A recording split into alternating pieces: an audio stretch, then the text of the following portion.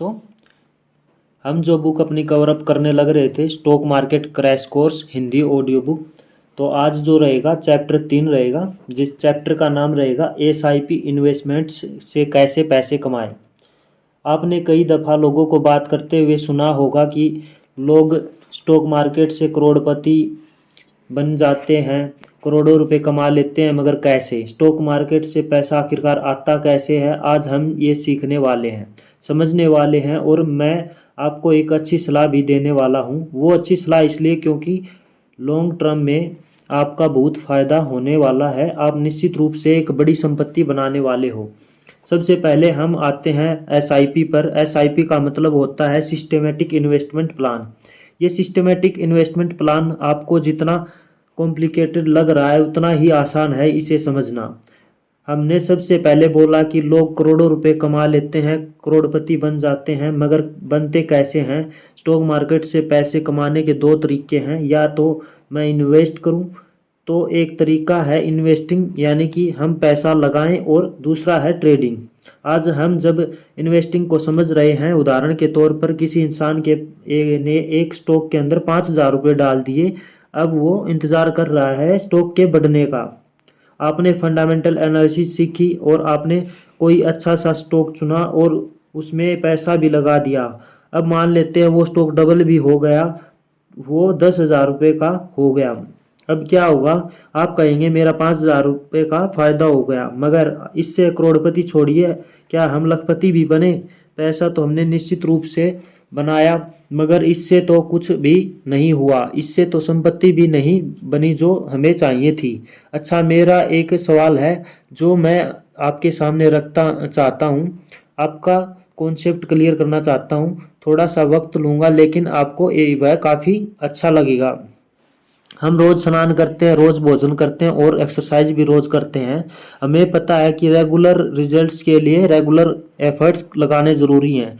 आपकी सैलरी साल में सिर्फ एक बार आए तो कैसा लगेगा? आप कहोगे बिल्कुल भी अच्छा नहीं रहेगा, और अगर महीने में 2 बार आए तो आप कहोगे बहुत अच्छा लगेगा।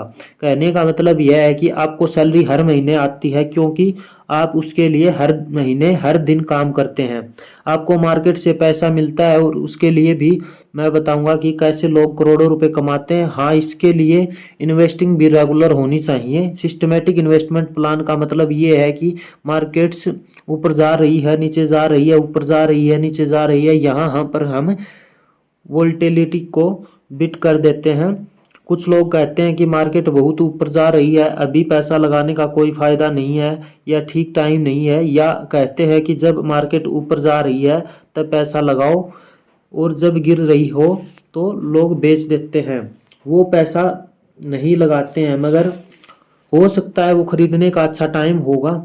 वॉरेन बफे कहते हैं investment in rain to enjoy the green, यानी कि आपको हमेशा मार्केट में तब इन्वेस्ट करना चाहिए जब मार्केट में लोग भयभीत हों, और जब लोग ग्रीडी यानी कि जब पैसा बनाना चाहते हों तो बेच देना चाहिए। लेकिन अभी हम खरीदने और बेचने की बात नहीं कर रहे हैं, हम यहाँ पर लॉन्ग टर्म की बात कर रहे हैं। और उससे होगा क्या, मैं आपको बताऊंगा। उदाहरण के लिए आपने सोचा कि हर महीने की 1 तारीख या हर महीने की 5 तारीख को मैं स्टॉक मार्केट में 5,000 रुपये इन्वेस्ट करूंगा, कंपाउंडिंग।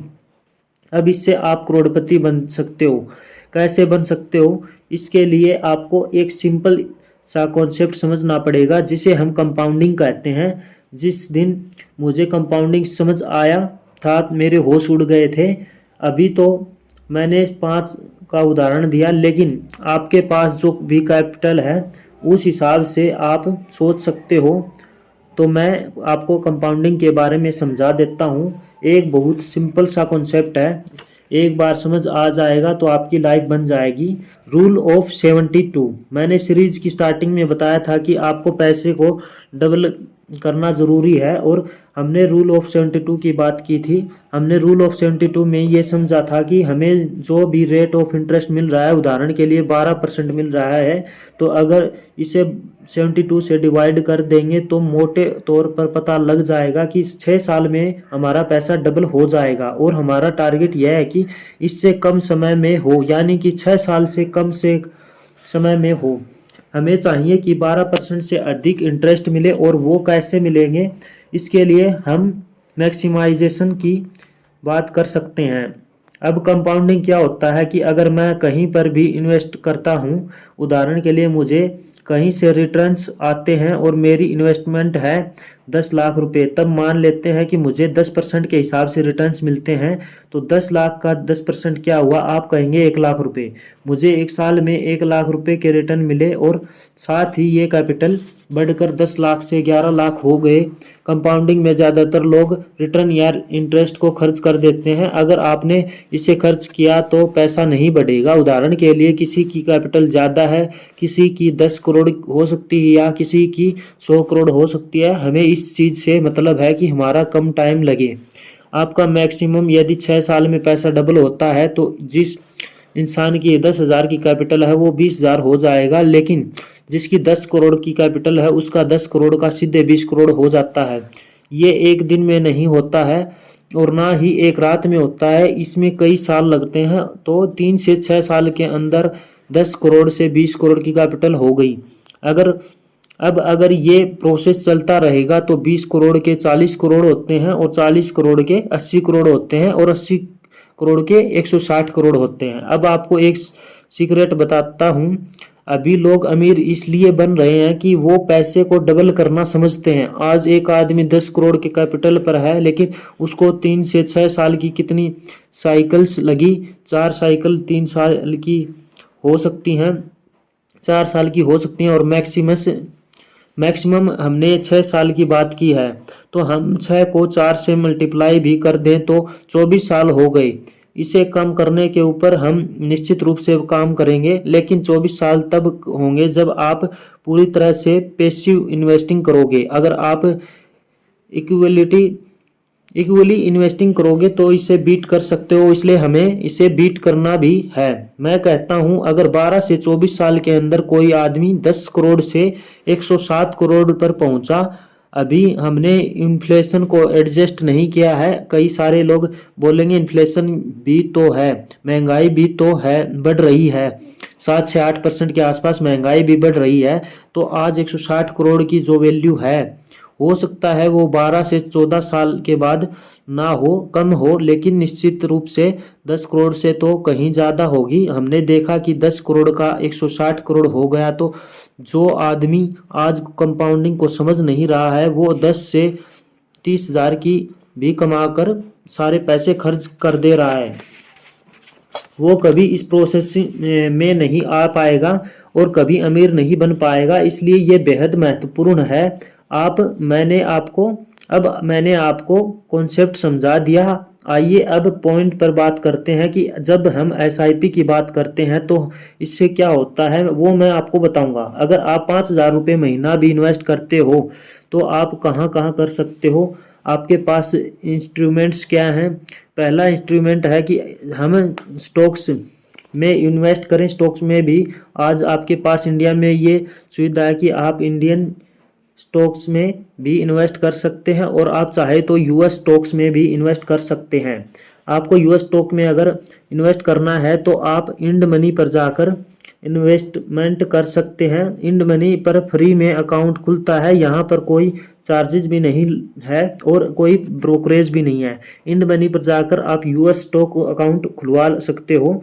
उसके बाद जब भी आप अपने यूएस स्टॉक अकाउंट को फंड करोगे तो आपको 1,000 रुपये तक का एप्पल का शेयर मिलेगा। तो ये आपके लिए गिव अवे है। इंड मनी के साथ हमारा कोलेब्रेशन है तो आपको फ्री शेयर्स मिल रहे हैं।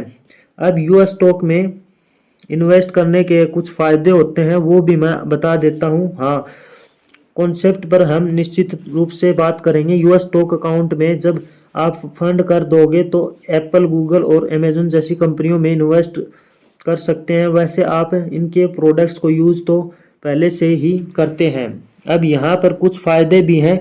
जब हम इंडियन स्टॉक्स की बात करते हैं, उदाहरण के तौर पर आप एमआरएफ में इन्वेस्ट करना चाहते हो तो आप कहते हो कि स्टॉक तो 80,000 रुपये से ऊपर का है और 80,000 तो मेरे पास नहीं है। इंडियन स्टॉक मार्केट के अंदर आपको पूरा का पूरा शेयर खरीदना होता है, लेकिन यूएस स्टॉक में फ़ायदा ये होता है कि आप कहोगे मुझे 100 रुपये की इन्वेस्टमेंट करनी है और शेयर $100 का है, यानी कि आज की तारीख में 8,000 रुपये से ऊपर का है।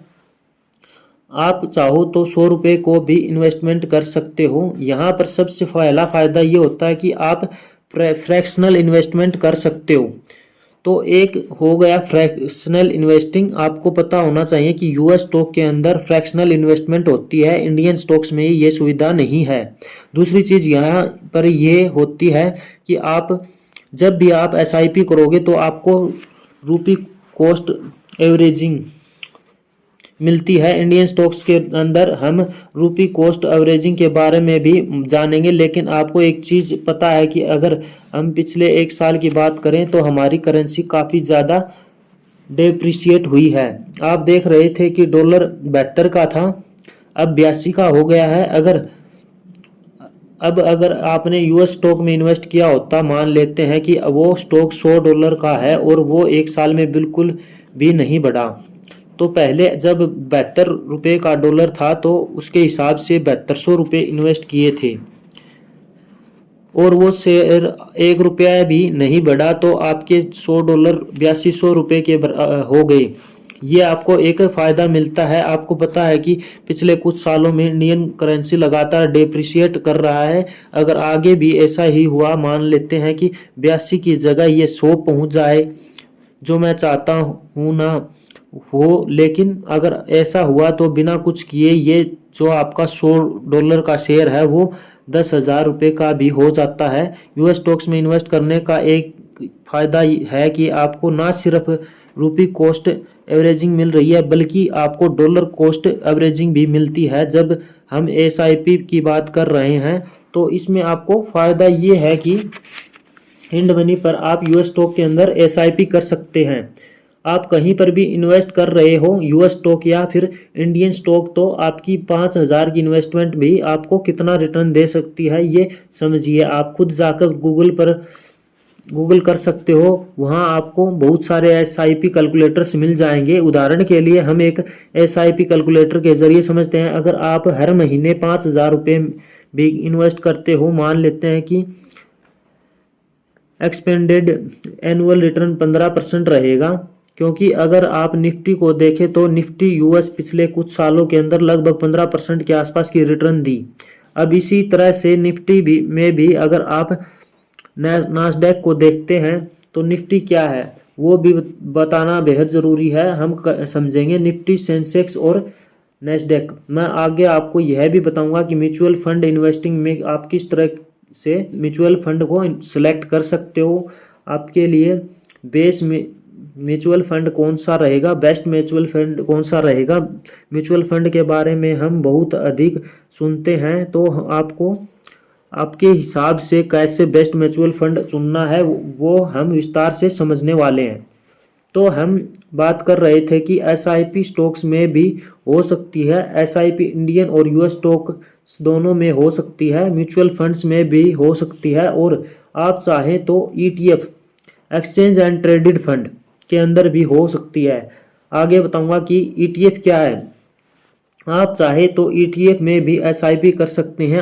अभी हम स्टॉक एसआईपी को समझ रहे हैं। आपने फंडामेंटल एनालिसिस करके स्टॉक सेलेक्ट किया जो आपके लिए बहुत अच्छे हैं, उसमें आप कहते हो कि मुझे एक स्टॉक ऐसा लगता है जो बहुत बढ़िया है। अब उस स्टॉक के अंदर आप इन्वेस्टमेंट शुरू कर सकते हो। आप सिर्फ एक महीना 5,000 नहीं बल्कि हर महीना 5,000 डालते हो। आगे जानने की इससे होगा क्या, आगे जानेंगे कि इससे आगे होगा क्या। उससे पहले आपको इंडेक्स समझा देते हैं। आपको समझना है कि इंडेक्स होता क्या है। आप निफ्टी सेंसेक्स की बात करते हो तो देखो होता क्या है। हम कहते हैं कि मार्केट गिर रही है। अब मार्केट में 4,000 से भी ज़्यादा कंपनियां हैं। कैसे पता लग रहा है कि पूरी मार्केट गिर रही है? मार्केट की जो प्रमुख कंपनियां हैं उनको मिलाकर एक इंडेक्स बना दिया जाता है, जिसे देखकर हम बता सकते हैं कि मार्केट बढ़ रही है, गिर रही है। अब अगर हम इंडिया के अंदर बात करें तो 2 एक्सचेंज है, एनएससी और बीएससी। एनएससी का मतलब होता है नेशनल स्टॉक एक्सचेंज और बीएससी का मतलब होता है बॉम्बे स्टॉक एक्सचेंज। अब ये सवाल मैं कई बार पूछता हूँ, अब दोबारा पूछता हूँ कि आपको क्या लगता है एनएससी पर ज़्यादा कंपनीज लिस्टेड है या बीएससी पर? किसी भी कंपनी को इस पैसा उठाने के लिए शेयर मार्केट में आईपीओ लॉन्च करना होता है। आईपीओ का मतलब होता है इनिशियल पब्लिक ऑफरिंग। आपने सुना होगा कभी पेटीएम का आईपीओ आया, कभी जोमेटो का आईपीओ आया, कभी पॉलिसी बाजार का आईपीओ आया, तो कभी नायका का आईपीओ आया। आईपीओ से पैसा जुटाने के लिए उन्हें एक्सचेंज पर लिस्ट होना होता है। इंडिया में ज़्यादातर कंपनियां एनएससी और बीएससी दोनों पर लिस्टेड होती हैं। अब एनएससी की टॉप 50 कंपनियों से मिलकर निफ्टी और बीएससी की टॉप 30 कंपनियों से मिलकर सेंसेक्स बना है। ये मार्केट कैप के हिसाब से होता है। तो अब निफ्टी और सेंसेक्स को देखकर ये बता देते हैं कि निफ्टी बढ़ रहा है मतलब मार्केट बढ़ रही है, निफ्टी गिर रहा है मतलब मार्केट गिर रही है, सेंसेक्स बढ़ रहा है मतलब मार्केट बढ़ रही है। Indian stocks to US stocks. तो हम सेंसेक्स और निफ्टी को देखकर इंडियन स्टॉक मार्केट के बारे में पता लगा लेते हैं। इसी तरीके से हम यूएस की बातें करते हैं तो यूएस में नैस्डैक होता है जिसमें लगातार आईटी कंपनियां हैं। ज़्यादातर मोस्टली इसके अंदर क्या है, नास्डैक के अंदर आपकी जो है आईटी कंपनियां रहेंगी। नास्डैक के अंदर आपको 100 कंपनियां दिखती हैं जो आईटी की हैं। इसके बाद आप SP 500 का नाम सुनते हो जिसके अंदर 500 कंपनियां हैं। इसी तरह से डो जोन्स होता है। तो ये यूएस के अलग अलग इंडेक्स हैं। निफ्टी 50 यानी कि एनएससी की टॉप 50 कंपनियां। अब किसी कंपनी का मार्केट कैप नीचे जाएगा तो वो निफ्टी से बाहर हो जाएगी। हम आगे इसे विस्तार से समझेंगे। एसआईपी से अमीर कैसे बने। सेंसेक्स में हमेशा टॉप 30 कंपनियां ही रहेंगी। अब जो मैं आपको बता रहा हूं कि एसआईपी से लोग अमीर कैसे बनते हैं, उस कॉन्सेप्ट को हमें समझना है। वह यह है कि जब आप एसआईपी करते हो तो वो चाहे 5,000 रुपये की ही क्यों ना हो। हमने बताया कि निफ्टी यूएस पिछले कुछ सालों में 15% के आसपास के रिटर्न दिए हैं। आप देख रहे हैं कि पिछले कुछ सालों में निफ्टी भागती जा रही है। अब आप समझिए कि अगर आपको एवरेज 15% का रिटर्न मिल जाए, ज़्यादा भी मिल सकती है और कम भी मिल सकती है। हमने एवरेज 15% ले लिया और आप लगातार मान लीजिए कि 22 वर्षों तक इन्वेस्ट करते जाते हैं। एसआईपी कैलकुलेटर में आप अपने हिसाब से चेंज कर सकते हो कि आप कितने सालों के लिए इन्वेस्ट करना चाहते हो और अपना अमाउंट भी बढ़ा घटा सकते हो। कोई 5,000 इन्वेस्ट कर सकता है तो कोई 50,000 भी कर सकता है। सबकी अपनी अपनी क्षमता है। कोई महीना का केवल 500 ही इन्वेस्ट करता है। सब कुछ चलेगा। मैंने एक एग्जांपल लिया है कि लोग कहते हैं कि स्टॉक मार्केट से करोड़पति कैसे बनते हैं, एसआईपी करके कैसे करोड़पति बनते हैं। अगर यहाँ पर अगर आप 15% के इंटरेस्ट के हिसाब से 5,000 भी इन्वेस्ट करते हो तो आपने इन्वेस्ट किए थे 13.2 लाख रुपए। आपकी वेल्थ गेन हुई 90.3 लाख रुपए। मतलब 22 साल के बाद आपका एक्सपेंडेड अमाउंट 1 करोड़ रुपए से ज़्यादा होगा। इस 1 करोड़ से ज़्यादा रुपए के लिए आपने 13 लाख रुपए इन्वेस्ट किए और वो भी कुछ सालों में। अब आप मान लीजिए कि काफ़ी बड़े हो गए हैं।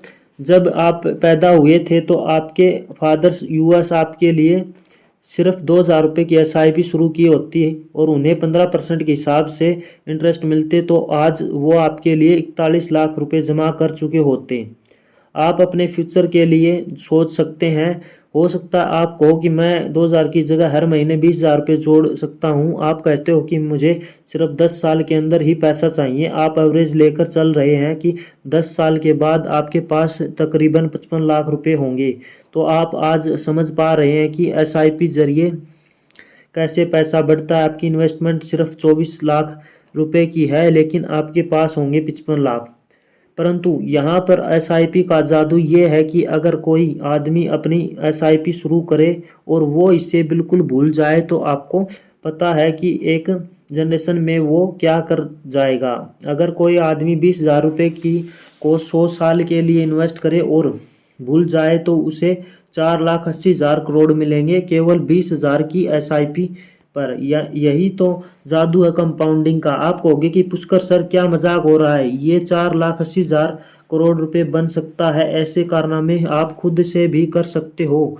ये 100 साल का एग्जाम्पल बहुत सारे लोगों के लिए वास्तविक नहीं हो सकता है मगर मैं आपको एक बात बताऊं, मेरी एक SIP 20,000 की नहीं है, 2 लाख की भी नहीं है, थोड़ी ज़्यादा की है। जब मैं ये फिगर देखता हूँ तो खुद पागल हो जाता हूँ कि यार ये हम अपनी जनरेशन के लिए कर सकते हैं। 100 का बस एग्जाम्पल है।